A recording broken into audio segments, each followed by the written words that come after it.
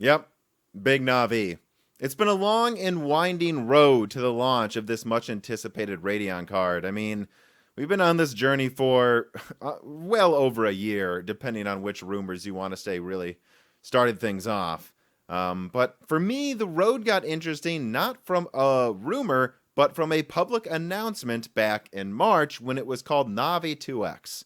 After it was called this by Lisa Su, I put out that infamous video proclaiming that based on this naming alone, I think it's obvious AMD is going to try to double 5700 XT performance, and that should mean being up to 50% better than the 2080 Ti. Now, that 50% number was, of course, incorrect based on the numbers I used from Tech PowerUp. I don't even know if I can find that chart anymore, but it's not 34% better than the 5700 XT. In reality, especially back then, the 2080 Ti was more around 45 to 50% better. So if we adjust the math based on actual correct comparison numbers, it would be Navi 2X2 divided by 1.5. So 33% better.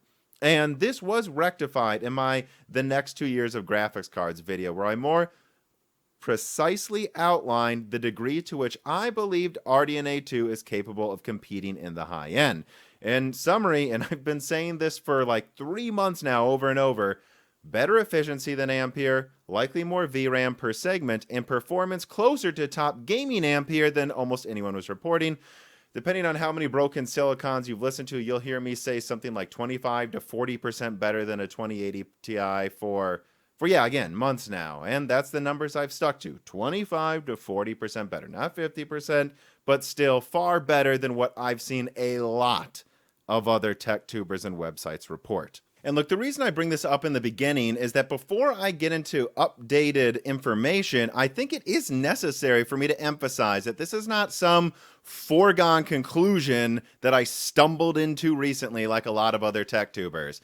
My estimates from the beginning have been that AMD would challenge Nvidia in the high end, but that I found it unlikely they would decisively take the very top gaming performance crown. And of course, these exhaustively researched opinions came to a crescendo at the beginning of this month, the beginning of October, when I maintained one more time that Big Navi would at least challenge the RTX 3080's tier of performance. And then, of course, I also outlined the overall lineup, what at least I thought it was, based on, again, exhaustive research. And well, I've got good news. I've got some updates to Navi 21, and it's mostly about Navi 21 because that's what's coming out in the immediate future. But before I get into that, just let me emphasize one more time, like I've been doing in all of my recent leaks, it's color-coded. If it's in a, I call it deeper color than just white, so it would be red since it's an AMD leak.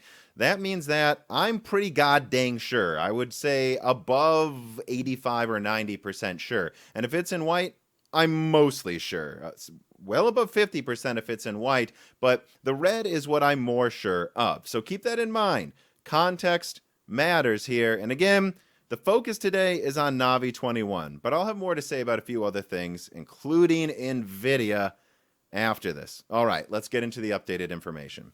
All right, Navi 21 Gaming. That's right, the gaming version of Navi 21. I'm not interested in going through the professional or the sub-Navi 21 products in this video. I really recommend, if you want to see the full scope of what I believe RDNA 2's lineup is going to be, you should watch that video. But for this one, let's talk about Big Navi specifically, and Big Navi for gamers. Now, top Navi 21, and I specifically call it that because the name 6900 XT hasn't been some highly circulated name internally at AMD, or even people connected to AMD, at least the people I talk to. They've referred to it as 6800 XTX the whole time. So I think that makes it clear AMD was not sure they would beat Ampere from the beginning, and in fact, they thought the top card might just be a special edition of the 6800 XT. That's not to say it can't be called the 6900 XT, but it is important, in my opinion, that people know they weren't always going to call it this.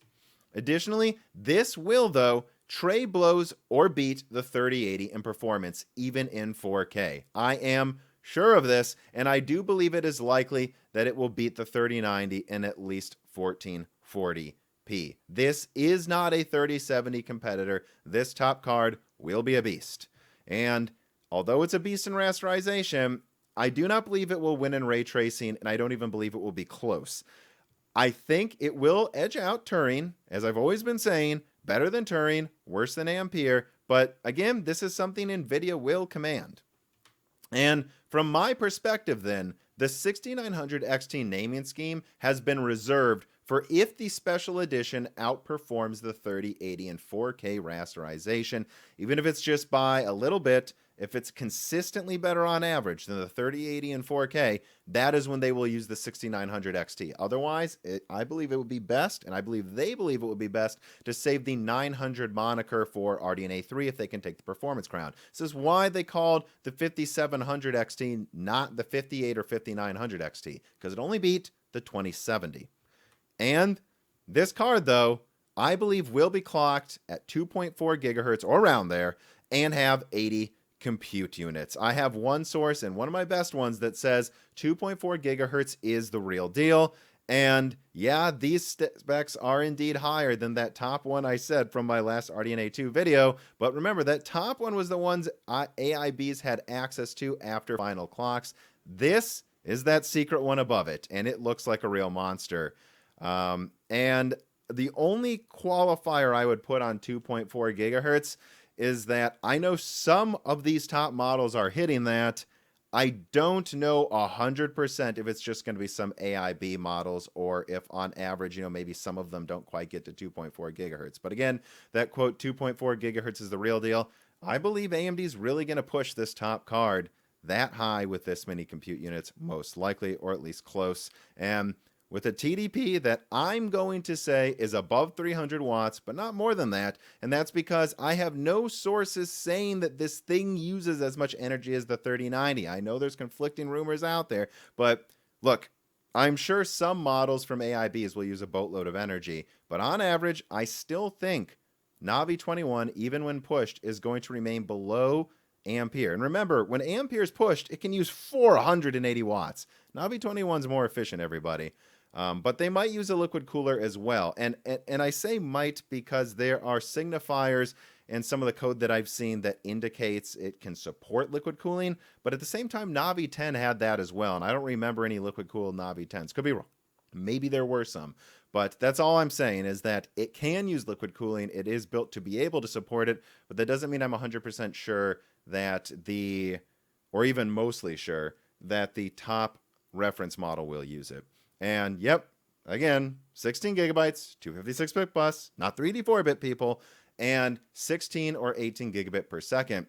I still specifically am asking some sources that told me they're considering 18 gigabits per second, if that's happening, and still no confirmation on 18 gigabit per second. So for now, it could just be 16, but again, they were always considering 18. And now the 6800 XT. This is what they are internally referring to it as. I do believe this will be the name of the mainstream top Big Navi, if that makes sense. And this card should offer 3080 tier rasterization performance. Again, all of these cards are going to be pretty close with the top Ampere cards. And remember, the 3090 isn't that much stronger than the 3080. So just let's put it that way. This is a high-end card around a 3080, not around a 3070. And again, not as good at ray tracing. And I'm just going to use the same numbers I used a few weeks ago. 72 to 80 compute units, 2.15 to 2.3 gigahertz. It's probably 72 compute units, to be honest. And it's probably a little bit above 2.2 gigahertz. But I'm just going to stand by the numbers I'm 100% sure of from earlier this month on this model. And again, I'm standing by 250 to 300 watts. It's probably around 300 for the reference model. But I have zero references to this card in its reference form using more than 300 watts, at least not consistently. So I'm just going to say that that's AIB models being pushed ultra hard if you're seeing reports of over 300 watts. And I will also say this, I do have reports from my own sources that AIBs are going to push these models very hard. Keep in mind that these coolers they designed for Ampere, they will, make work on RDNA 2. I'm not saying they're just going to tape it to the top of an RDNA 2 card, but I do believe they will make it so that it fits well to an RDNA 2 card, the general design of those giant triple fan coolers they're using for Ampere. And if they could cool a 350 watt card and they already have the design mostly done, why not make it work on RDNA 2? So that's why I believe AIBs are pushing RDNA 2 so hard as well, because they can, because their newest coolers can support it. And again, 16 gigabytes, 256-bit, 16 gigabit per second. And then finally, the RX 6800. This is a 3070 killer with more VRAM. Overclocked, this should decimate the 3070. And I do believe it has 64 compute units. Technically, I would say there's a small chance it's 60, but I do believe it's 64 compute units and just clocked lower than the 6800 XT. I'm not going to bother putting clock speeds on this because let's be honest, the clock speeds, much like the 5700 non-XT, are artificially lower for segmentation purposes. If you unlock the clocks and overclock it, it's going to be a monster compared to the 3070. So let's just say artificially lower than the 6800 XT clock speeds, but it depends how the 3070 actually shakes out, and I could see AMD deciding to push this thing farther or lower depending on that. And again, a 200 to 270 watt TDP. Remember, it depends how much AMD decides to push the clocks on this one at the last minute, and they could push them as hard as the 6800 XT if they wanted to. And again, 16 gigabytes, 256-bit, and probably 16 gigabit per second. So far, I have no mentions of an 8 gigabyte variant. I always thought maybe they would do that, but considering the performance they're seeing that should be markedly ahead of the 3070, especially if pushed, I don't think there's really a point in selling an 8 gigabyte version. I would say they should just sell this for more than the price of a 3070 and give it more VRAM so that it looks silly to not pay that extra bit of money for the 6800. And then finally, let's go through these final points here. One more time, RDNA 2 has a revolutionary cache system. I am aware that other people are reporting more specific things about it, but I don't have that own information on my own, so I'm just going to say that what my sources report is that bandwidth is not an issue despite a 256-bit bus, and that is from a revolutionary cache system. I think that's all most people need to know anyways. Who cares how the sausage is made? What we care about is that it is able to game in 4K with only a 256-bit bus, and I can confirm that. And additionally, it will have much, much more supply than Ampere. I still don't have exact numbers, but multiple sources are suggesting to me that AMD could sell more RDNA 2, or should I say ship more RDNA 2 cards in 2020 than Ampere does, despite Ampere launching 2 months before AMD. So that's not just like, duh. It's like, no, I'm saying even after Nvidia gets more stock out in November, I still believe AMD is going to be able to ship far more cards. And so, yeah, that's one reason I did not put MSRP on this slide, unlike the previous leak. It's because I believe that due to AMD having similar performance to top Ampere, more VRAM, better efficiency, and much better availability, they can frankly almost charge what they want, because I think they're going to be able to sell every card they put on the market because of how far behind Nvidia is falling. And again, I will get to that in a minute. So yeah, I don't think that the MSRPs I put on my previous leak are necessarily wrong. I just have to admit that I don't know why they wouldn't charge as much as they want for the special edition, considering they can supply more cards than Nvidia. So, in summary, I believe Nvidia is about to be firmly challenged in the high end, and that this is a major problem for them, even if they cling to that performance crown, which they probably will, because AMD should be able to supply far more cards for sale than them, which, on that subject, let's get to the Nvidia portion of this video. Of course, right when the notifications came out that the 3080 20 gigabyte and the 3070 16 gigabyte were potentially canceled, I started to get spammed in the comments. Tom, you've got to talk about this. And what's really funny is, I did, you guys. You know, if I do a video on a mid-range gaming card from Intel, do you not think I might drop in some information regarding Radeon or Nvidia? That's Intel's gaming graphics competition. So in that video, I already touched on it. Based on what I'm hearing, Nvidia is in complete disarray right now. They have the performance crown right now, but at the cost of just about everything else. And there will be a video on that, but I really can't say more, except there could be some massive changes to their lineup coming sooner than you guys think.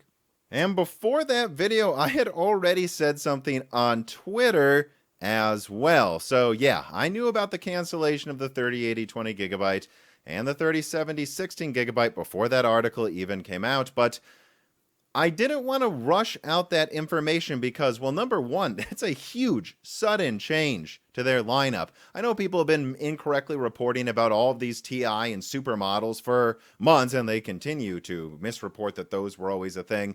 But there was always going to be a 3070 16GB and probably a 3080 20GB. AIBs were getting prepped for this, prepped for launching them in a month. And by the way, AIBs are pissed. In fact, I'm still tempted to not entirely commit to this cancellation because of how sudden and big it is. You know, this is something so big and sudden that I would want like proof and documentation. But the fact is, I've got a couple of sources that I do trust saying this is canceled. So yes, I believe the 3080 and the 3070 higher capacity models are canceled. But I believe that this is just a small part of a much larger story that a lot of people are missing because they tried to say something about it first. But what is that larger story? Well, like I said, the first point is only a small part of it, but it is a part of it. Number one, the 3080 20GB and 3070 16GB has been suddenly canceled, and AIBs are pissed. Data point number two, actually, the 3090 shipments I reported in my last Ampere availability update have not changed. Still 35,000, which, by the way, guys, is actually far more than they had at launch day. They had almost no 3090s on launch day.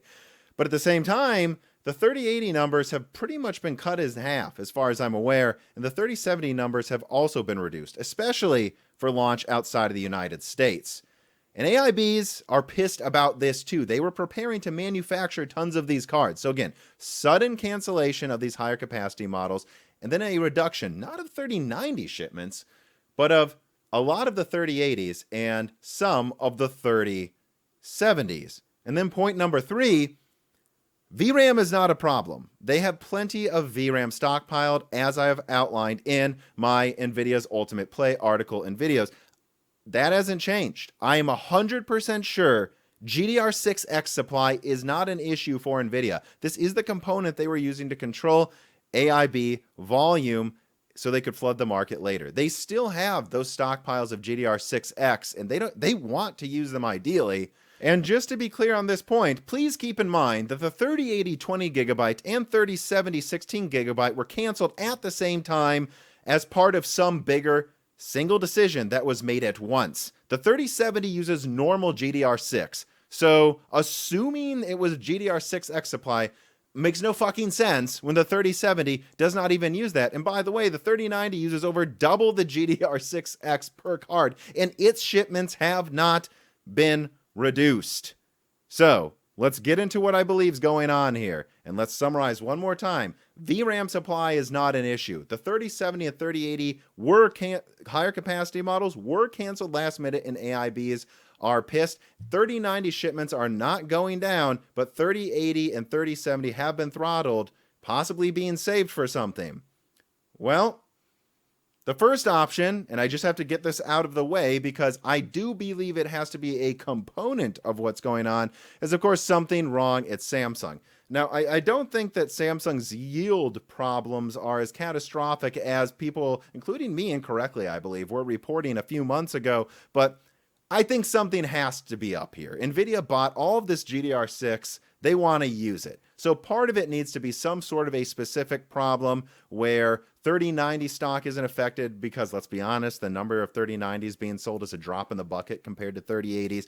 And yet 3070 is being reduced, but not as much because it's a smaller die. There's probably something there going on with yields, especially when you consider that Copite just reported that there's a more cut down 3080 coming out soon, which, to be honest, I wouldn't rule out that's just some mobility version of the 3080. They're not fitting a full 3080 in a notebook, but they're going to want to have some higher performance laptop model to replace the 2080 Super laptop cards that are out there right now. So perhaps, right, they're cutting it down more and clocking the RAM slower, and that's what the 3080 laptop edition or 3080 Max Q is going to be. But at the same time, they could have decided that 300,000 plus 3080 shipment a lot of those dies just aren't good enough, and they need to save them, cut them down more, and launch some sort of 3080 SE or 3070 Ti that they weren't hoping to need to launch,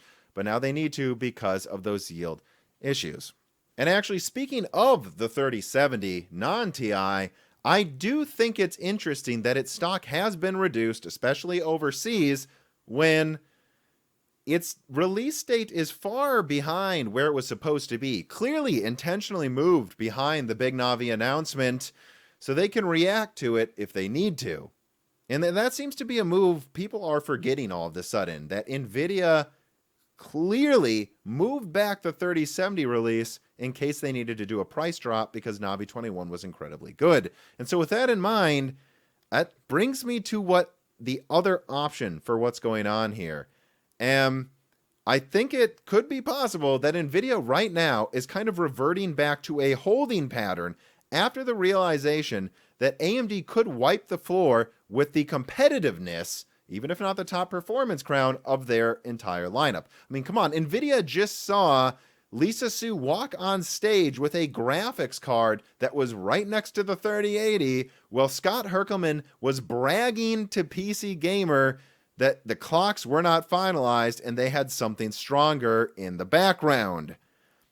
Yes, this part is getting more into speculation than the last point, but I really think there's a lot of indications here that Nvidia is throttling late October shipments again, but still providing a decent amount of them because they have orders to fulfill. They have orders for the original shipments that they didn't fulfill, that they do have obligations to fulfill, but holding as many dies back as possible with as much GDR6 and GDR6X as possible as they wait and see how good RDNA 2 is, and then consider redoing most of their lineup. After all, this is what AMD did to Nvidia. They held back some final decisions because they said, we're not going to go first, so let's just see how good Ampere is and then adjust our lineup accordingly. And based on a lot of leaked benchmarks coming out right now, that seems to have worked very well in AMD's favor with how competitive they're going to be with Ampere. Meanwhile, Nvidia may go, you know what, this may have been a mistake. Let's think about this. Technically, we've only released the 3080 and the 3090 and not a lot of stock. Maybe we should delay the 3070, consider dropping the price on that, and then consider adjusting the rest of our lineup. I could see a more cut down 3080 coming out that's almost the same performance, but has a lower price as the 3070 Ti, maybe dropping the price on the 3080 slightly, and then preparing a 3090 12GB. These higher capacity models only made sense in a world where they felt they could easily charge more money than AMD because of having higher performance. But they're not going to. AMD is going to at least destroy the 3070 and trade blows with the 3080.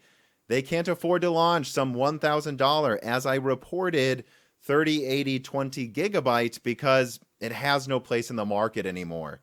It just doesn't. And again, come up with your own theories about what's going on if you want to, but these things are true. That 20GB and 16GB model cancellation was sudden, and AIBs are pissed. I've talked to them. They're pissed. Number two, GDR6X supply is not an issue, yet they canceled the higher capacity, more expensive models. And number three, they pushed back the 3070 release to after the Big Navi reveal. I believe preparing to maybe do a last minute price drop. And what else would they probably do? A shifting of their entire lineup with new models, as Copite is pointing out. That is what I believe is going on. And yes, it is probably in combination with some yield issues at Samsung as well. I'm not going to pretend it isn't, but it is my opinion that Nvidia came to the conclusion this year that they should try to get Ampere out as soon as possible to make sure it's out long before the consoles and capture the hearts and minds of people who skipped Turing, and a lot of people did, so that they can try to build up a bunch of mindshare before RDNA 2's launch as well. And hey, maybe even if we rush it out way too early, we can use the low availability to jack up the street price and make up for the fact that these coolers are so damn expensive.